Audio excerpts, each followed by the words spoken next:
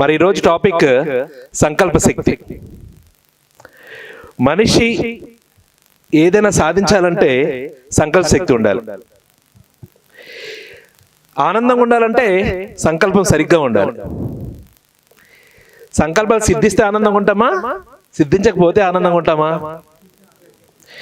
ఎంతగా మనం అనుకున్నవి క్రియేట్ చేస్తూ వెళ్తూ ఉంటామో అంతగా క్రియేటివిటీ పెరుగుతుంటుంది. క్రియేటివిటీ ఉండాలా వద్దా? క్రియేటివిటీ ఎంతగా పెరుగుతుంటుందో మన ఆలోచన విధానం అద్భుతంగా ఉంటుంది. మన చుట్టుపక్కల ఉన్న పరిసరాలు కూడా అంత అద్భుతంగా మారిపోతూ ఉంటాయి. మార్చేద్దామా? మరి అంత అద్భుతమైన సంకల్పంతో, అంత అద్భుతమైన క్రియేటివిటీతో ఎందరినో మార్చేసిన బ్రహ్మర్షి పత్రిజీ ఒకసారి గట్టి క్లాప్స్ కొడదాం.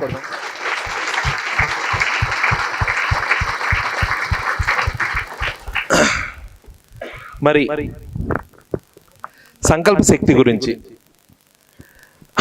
అసలు ఆధ్యాత్మికతలో సంకల్పాలు ఉండాలా ఉండకూడదా? అంతేనా కదా? ఇక్కడ మాస్టర్స్ అందరి వారి యొక్క అభిప్రాయాలు తీసుకుందాం. సార్ రామరెడ్డి గారు.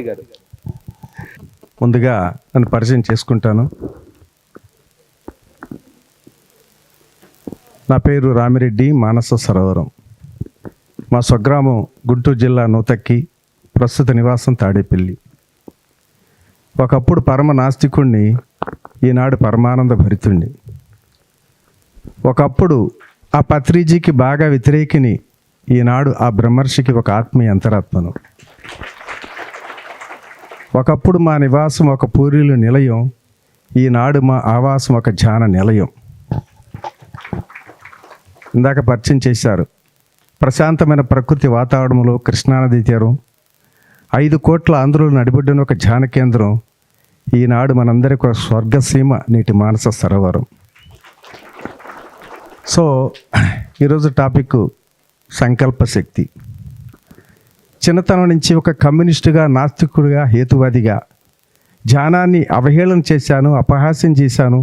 పత్రిజీని కూడా ఎంతగానో వ్యతిరేకించాను. పత్రిజీ చెప్పిన మాటలు చాలా అభూత కల్పనని చెప్పి చాలా మొండిగా వాదించేవాడిని. అందులో ముఖ్యంగా సంకల్ప శక్తి. ధ్యానం ద్వారా సంకల్పాలు నెరవేరుతాయి అంటే ఇంతకన్నా అజ్ఞానం ఉందా, ఇంతకన్నా అమాయకత్వం ఉందా? ఏమిటి పిచ్చి మాటలు? కళ్ళు మూసుకొని ధ్యానాలు చేసి కళ్ళు మూసుకొని సంకల్పాలు పెట్టాలి. సంకల్పాలు పెడితే నెరవేరుతాయా? ఇదే నిజమైతే మరి అందరూ కూర్చొని నేను అదాని కావాలి, అంబానీ కావాలి, మరి బిర్లా కావాలని చెప్పి సంకల్పాలు పెడితే నెరవేరుతాయా? ఇంతకన్నా పిచ్చి మాట ఉందని చెప్పి అంతగా వ్యతిరేకించిన నేను, మరి నాకు తిక్కో లెక్కో కానీ ఏదైనా సరే నేను ఏదైనా అందరు చెప్పింది వింటాను, కానీ అందరు చెప్పింది మాత్రం చేయనండి. నాకు నచ్చిందే చేస్తాను. అలాగే నేను ఏదైనా చెప్పాలి, చేయాలంటే స్వయంగా అనుభవపూర్వకంగా ఆచరించి తెలుసుకున్న సత్యమే నిజం అనుకున్నటువంటి స్థితిలో ఉండేవాడిని.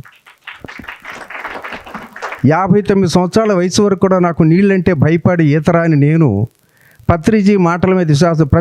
పత్రిజీ ఒక మాట చెప్పాడు, ప్రతి మనిషిలోనూ సర్వశక్తులు ఉంటాయి, సాధన చేస్తే ఏదైనా సాధించవచ్చు అని చెప్పిన మాటకి ఇది ఎంతవరకు ప్రాక్టికల్ నిజం అని చెప్పి 59 సంవత్సరాల వయసులో మరి నీళ్ళంటే భయపడి ఈతరాని నేను మా పక్కనే కృష్ణానది తీరంలో ఒక క్లబ్ ఉంటే, స్విమ్మింగ్ క్లబ్, మిత్రుడి యొక్క సహాయంతో అందులో చేరి 3 మాసాలు తీవ్రమైన సాధన చేసిన తర్వాత ఒకరోజు మా ఫ్రెండ్స్తో పాటు 1.5 కిలోమీటర్ ఐలాండ్ ఈదుకుంటూ వెళ్ళి ప్రపంచాన్ని జయించినంత ఆనందం పొందాను. అది సంకల్పం అంటే అప్పుడు పత్రిక చెప్పిన మాట సాధన చేస్తే ఏదైనా సాధించవచ్చు అనే దానికి యథార్థం ఇదే కదా అనుకున్నాం. అలాగే ప్రతి మనిషిలోనూ సర్వశక్తులు ఉంటాయి, ధ్యానం ద్వారా ఆ శక్తులు మరీ ద్విగుణీకృతం చేసి ఏదైనా సాధించవచ్చు అన్న మాట కూడా మరి ఇది కూడా నిజమైన ఉద్దేశంతో మాకు ఒక సంకల్పాన్ని క్రియేట్ చేశాను. ఒకరోజు ఏమిటంటే ప్రతి సంవత్సరం జనవరి 26 రిపబ్లిక్ డేకి ఈత పోటీలు పెడతారు మాకు. అప్పుడు నా వయసు 60 సంవత్సరాలు. నేను ఒక సంకల్పాన్ని క్రియేట్ చేశాను ఒక ధ్యానం క్లాసులో. ఇదే కనుక నిజమైతే రాబోయే 2015 సంవత్సరం అక్టోబర్ 24వ తారీఖున సంకల్పం చెప్పానండి. జనవరి 16 జనవరి 26 రిపబ్లిక్ డేలో మా క్లబ్ తరపున ఒక స్విమ్మింగ్ కాంపిటీషన్ పెడతారు. కృష్ణానది ఆ చివరికి 2 కిలోమీటర్ ఐలాండ్ని ఈదుకుంటూ రావాలి. అప్పుడు నేను పెట్టిన సంకల్పం ఏంటంటే ధ్యానంలో నిజంగా ఇది సంకల్పాన్ని నెరవేరుతాయి అనుకుంటే రాబోయే 26 జనవరికి అందులో పాల్గొని ఫస్ట్ ప్రైజ్ సాధించి గోల్డ్ మెడల్ తీసుకొని కలెక్టర్ గారు సన్మానం పొందాలని చెప్పిన ఒక సంకల్పాన్ని క్రియేట్ చేసి అనుకున్న విధంగా సాధన చేసి 2016 సంవత్సరం జనవరి 26ని 250 మంది పాల్గొన్నటువంటి ఆ కాంపిటీషన్లో ఫస్ట్ ప్రైజ్ సాధించి గోల్డ్ మెడల్ తీసుకొని కలెక్టర్ గారు సన్మానం పొంది ధ్యానం సంకల్ప శక్తిదాయన సత్యాన్ని అద్భుతంగా మరి అనుభవపూర్వంగా తెలుసుకొని చూసుకోవటం, అదేవిధంగా మరి స్టేట్ లెవెల్లో 3 గోల్డ్ మెడల్, ఒక సిల్వర్ మెడలు, ఇంటర్నేషనల్ లెవెల్ దుబాయ్లో 72 సంవత్సరాల వయసులో దుబాయ్లో ఇంటర్నేషనల్ స్విమ్మింగ్ కాంపిటీషన్ జరుగుతుంటే అందులో కూడా 4 మెడల్ సాధించి ధ్యానం సంకల్ప శక్తిదాయని చెప్పి ప్రత్యక్షంగా మరి అనుభవపూర్వంగా తెలుసుకున్న సత్యం అండి. ఇదే పత్రి చెప్పినటువంటి 100% ఉన్నట్టు సత్యం అని చెప్పి తెలుసుకోవడం జరిగింది. Thank you. Okay sir, Rama Reddy గారు సార్ గేటి క్లాప్స్ కొడదాము. ఈరోజు సంకల్ప శక్తి గురించి డిఫరెంట్ యాంగిల్స్ లో వీరి ముగ్గురు దగ్గర జ్ఞానం తీసుకొని అన్ని యాంగిల్స్ లో నాలెడ్జ్ తీసుకున్న తర్వాత మీ నుంచి కూడా క్వశ్చన్స్ తీసుకుందాము. రెడీగా ఉండండి. సరేనండి. అందరికీ నమస్కారం అండి. నా పేరు చంద్రశేఖర్, నేను విజయవాడ నుంచి వచ్చాను. ఇప్పుడు అడిగిన క్వశ్చన్ ఏంటంటే, మన లైఫ్లో సంకల్పం అనేది ఉండాలా ఉండకూడదా అని మనం ఇంకో క్వశ్చన్ వేసుకోవాలి. దానికి ఆ సంకల్పం ఎలా పుడుతుంది, నీ లోపల నుంచి పుడుతుందా బయట పరిస్థితుల నుంచి పుడుతుందా అని, అది అర్థమవుతుందా? అప్పుడు కనుక అది ఒక క్లారిటీ వచ్చింది అనుకో. ఎందుకంటే ఈ సందర్భంలో ఈ సంకల్పం పుట్టింది పరిస్థితుల వల్ల, పక్క వ్యక్తిని చూసి పుట్టింది అనుకో. రెండో సందర్భంలో ఇంకొక వ్యక్తి చూసి పుడుతుంది. అప్పుడు నువ్వు ఆ సంకల్పం వలలోకి వెళ్ళిపోతావు. అప్పుడు నీ నుంచి నువ్వు బయట పడగలవా? ఆ వలలోకి వెళ్ళిన తర్వాత నీ నుంచి కనుక పుట్టినట్లయితే అది కూడా నీ కోసం అయ్యి ఉండకూడదు, నీ వ్యక్తిగతంగా అయ్యి ఉండకూడదు. ఫ్రమ్ యూనివర్సల్గా అయ్యి ఉన్నట్లయితే అది ఆటోమేటిక్గా జరుగుద్ది. అలా పెట్టుకోవచ్చు సంకల్పం. Thank you. ఓకే, వండర్ఫుల్ అండి. కరెక్ట్ చెప్పాడు, చపలు కొడదాం. సరి అయిన కల్పము, సంకల్పం అంటే సరి అయింది, సరికానిది ఉంది, సరి అయింది ఉంది. అందుకే సిద్ధార్థ గౌతముడు అష్టాంగ మార్గంలో సరి అయిన ధ్యానము, సరి అయిన జీవన విధానము, సరి అయిన సంకల్పం అన్నీ సరి అయిన చెప్పాడు. ఆ సరి అయింది ఏందో తెలుసుకోవాలి. సరి అయిన కల్పం చేయడమే సృష్టికర్తగా మారడం. సమన్వయం, అంటే సమన్వయం కూడా వస్తుంది. శరీరానికి మనసుకు మధ్యన సమన్వయం వచ్చినప్పుడే ఆ సరి అయిన కల్పం జరుగుతుంది. అది ధ్యానం ఎంతగా ఉంటే నీ కల్పం అంత గొప్పగా ఉంటుంది. మనసు ఎంత గొప్పదంటే, మనసు చాలామందికి తెలియదు. మనసు చాలా చిన్న చూపు చూస్తారు శరీరాన్ని. మనసు కథ అంతా ఆ 2 చుట్టే ఉంది. సృష్టి మొత్తం శరీరం మనసు కథనే. బ్రహ్మ సృష్టికర్త అంటే ఆ 2 కలిస్తేనే బ్రహ్మ. ఒక స్త్రీ పురుషులు కలవడం అంటే 2 మనసులు కలవడం. 2 శరీరాలతో పాటు 2 మనసులు కూడా కలిసినప్పుడే అది సరి అయిన సృష్టి జరుగుతుంది. అందుకే బ్రహ్మ విహారాలలో ఇంతకుముందు మిత్రుల సంకల్పాలు ఉండాలి. దేనికి ఉండాలి? నీ ఉద్యోగం కోసం ఉండాలా? ఇంట్లో కష్టాలు పోవడానికి ఉండాలా? పేరు చెప్ప ఒక ఆవిడ ధ్యానంలో కూర్చోబెట్టి అమెరికా మొత్తం ధ్యానం అయిపోవాలా, ఆస్ట్రేలియా అంతా ధ్యానం అయిపోవాలా, ప్రపంచమంతా ధ్యానం అయిపోవాలా అని సంకల్పాలు పెట్టిస్తాం. అంతకంటే సేపు జరుగుద్దా? అది నువ్వు దైవత్వం పొందితే నువ్వు అనుకున్న పని క్షణాల్లో జరుగుతుంది. అక్కడ వస్తుంది అది. ఇక్కడ కూర్చొని చెప్తారు అది. ఆ మనసే అందరికి తెలుసుకోవాల్సిన విషయం ఏంటంటే, అహం బ్రహ్మాస్మి. అహంలో కారం ఉన్నప్పుడు మానవుడు ఉంటాడు, అహంలో కారం కరిగితే దైవంగా మారుతాడు. అహం బ్రహ్మాస్మ అని చెప్పేదే మనసు. అది కదా కల్పము. నువ్వు ఆలోచన వచ్చిన క్షణంలో నీ పని జరిగేది ఒక స్థితి ఉంది. కాయం కామధేనువు కాలేదు, మనసు కల్పవృక్షము కాలేదు. అందుకే కోరికలు వెంట గుళ్ళో పోయి కోరుకునే వాడికి, ధ్యానంలో కూర్చొని కోరుకునే వాడికి తేడా ఏముంది? ఇంత పేపర్ మీద రాసుకొని నా దగ్గరికి వస్తారు, అంతా వింటారు. చెప్పిన తర్వాత ఏం సంకల్పం పెట్టుకోవాలి? చెంప పగులుద్ది అని చెప్తారు. దేనికి? చక్కగా ధ్యానం చేయి. ఎందుకు జరగది? ధ్యానం చేతగాక గింతంత ధ్యానం చేసి ఇంత పెద్ద సంకల్పం జరుగుద్దా అది?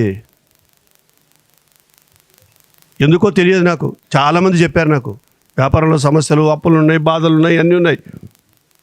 ఆన్లైన్ నాకు చెప్తుంది. 2 రోజులు చూశాను, ఇది రాంగ్ అని చెప్పి ఇంటి వరకు కొట్టి. అప్పుడు పత్తి గారు గొప్ప విషయం చెప్పాడు. ఒక్కసారి ఆయన సంకల్ప శక్తి అనే కాన్సెప్ట్ పత్తి గారు చెప్పింది నేను ఒక 100 సార్లు ఉంటా. స్టార్టింగ్ అంత ఒత్తిడిలో ఉన్నప్పుడు నాకు రిలాక్సేషన్ ఇచ్చింది అది. కానీ ఆ చెప్పిన వ్యక్తి ఏ స్థితిలో చెప్పాడు, మనం ఏ స్థితిలో దాన్ని కోరుకుంటున్నాం. అందుకే కోరి సాధించక రాదు, కోరక వచ్చింది కాదన రాదు, వస్తుంటే వస్తుందని సంబరరాదు, పోతుంటే పోతుందని వేడవరాదు. సదానంద యోగి గారు చెప్పిన గొప్ప సూత్రం అది. కోరితే గింత, కోరకుంటే అన్లిమిట్. అంతర్ప్రపంచాన్ని గురించి నేను తెలుసుకున్నవాడిగా చెప్తున్నా. దయచేసి బుడ్డి కోరికలు ఏ మిరాకిలా అనుకున్న జరగడం మిరాకిల్ ఎవరు చెప్పారు? అది నీ సహజ లక్షణం, నీ సహజ స్థితి. అది నువ్వు దైవత్వంలోకి వస్తే కానిదేముంటుంది, అసాధ్యం అంటూ ఏముంటుంది? అనుకున్న పనులు జరిగితే పెద్ద మిరాకిల్ అది.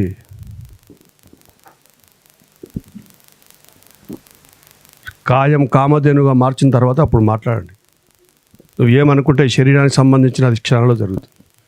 మనసులో కల్పవృక్షం ఉంది కదా, ఎవరిలో లేదు, అందరిలో మనసు ఉంది. దైవత్వం పొందే, అందుకే మొదటి అవతారం దత్తాత్రేయ అవతారంలో మొదటి అవతారం శ్రీపాద శ్రీవల్లభుడు వెనకాల ఒక ఆవు ఉంటుంది, ఒక చెట్టు ఉంటుంది. చెట్టు మనసు కథ, కల్పవృక్షం కథ, శరీరం కామధేనువు కథ. నీ గుణాలు దైవత్వంలోకి వస్తే ఎవరైనా పొందుతారు. అది నోరిపి చెప్పాలా? పోనీ ఎవరి దగ్గర లేదు. ఫస్ట్ ఇది ఆపేస్తే, నిన్ను నువ్వు వెరుగగా నెంచిన మనమున సంకల్పములను మానవలెరా అని చెప్పాడు కదా యోగి వేమన. నిన్ను నువ్వు తెలుసుకోవాలంటే ఫస్ట్ చేయవలసింది సంకల్పాలు మాను. వినయంబున గురువు వద్ద చేర్చి వినురవేమా. అనుమాన రహితముగా మరి అన్నాడు. ఇంకో పదం మర్చిపోయాను. నిన్ను నువ్వు వెరుగగా నెంచిన మనమున సంకల్పములను మానవలరా హనుమాన రహితముగా మరి వినయంబున గురువు వద్ద చేర్చి వినురవేమా అన్నాడు యోగి. అదొక్కటి అర్థమైపోతే నోరు జాగ్రత్తలో ఉంటుంది, ఆలోచన ఒకసారి గట్టి క్లాప్స్ కొడదాం. అర్థమైందా? Thank you. అంటే ధ్యానంలో సంకల్పాలు వద్దంటారు, పెట్టుకోకూడదు. గుళ్ళో పెట్టడానికి మీకు తేడా ఏముంది? ఓకే ఫ్రెండ్స్, మరి పత్రి సార్ ఆధ్యాత్మిక 4 చెప్పాడు కదా లోక కళ్యాణం కోసం. అది 3 స్టేజ్లలో ఉంటుంది. ఫస్ట్ నువ్వు అనుకున్న జరుగుతుంది, ఏదనుకుంటే జరిగిపోతుంది. తర్వాత నువ్వు అనుకున్న జరగదు. నీకు ఏం జరిగితే బాగుంటుందో అది జరుగుతుంది. 3వ స్టేజ్లో నేచర్కి ఏం బాగుండాలో అది మాత్రమే జరుగుతుంది. నీకోసము జరగది, నీకు మంచి జరిగేది లేదు. అక్కడ లోక కళ్యాణం కోసం మాత్రమే జరుగుతుంది. అందులో నువ్వు ఒకటి ఉంటావు. 3వ స్టేజ్. సార్ ఒకసారి గట్టి క్లాప్స్ కొడదాం. పత్రి సార్ 4 విభాగాలు చెప్పారు ఆధ్యాత్మికతలో. ధ్యానం, దివ్య జ్ఞాన ప్రకాశం, ఎరుక, సంకల్ప శక్తి. ఏంటండి? ధ్యానం, దివ్య జ్ఞాన ప్రకాశం, ఎరుక, సంకల్ప శక్తి. ధ్యానం పరిపూర్ణంగా స్థితమైన తర్వాత దివ్య జ్ఞాన ప్రకాశం, పరిపూర్ణ జ్ఞానం పెంపొందడం, ఎరుక పెరుగుతుంది. నీవు పరిపూర్ణ ఎరుక స్టేజ్కి వచ్చిన తర్వాత అప్పుడు సంకల్పాలు మొదలు పెట్టున్నారు. ఎవరైతే సంకల్ప సిద్ధిని పొందుతారో అతనే అసలైన మాస్టర్ పత్రి సార్ ప్రకారం. కాబట్టి సంకల్ప సిద్ధి పొందాలంటే ఫస్ట్ శుద్ధి పొందాలి. శరీరం మనసు శుద్ధి తర్వాత ఎవరైతే శుద్ధి పొందుతారో, వినాయకుడికి 2 భార్యలు ఉన్నట్టు కథ తెలుసు కదా. ఒక ఆవిడ పేరు బుద్ధి, ఒక ఆవిడ పేరు సిద్ధి. శుద్ధి పొందితే ఆ 2 వస్తాయి. ఇక సిద్ధిని పొంది ఏముంటుంది?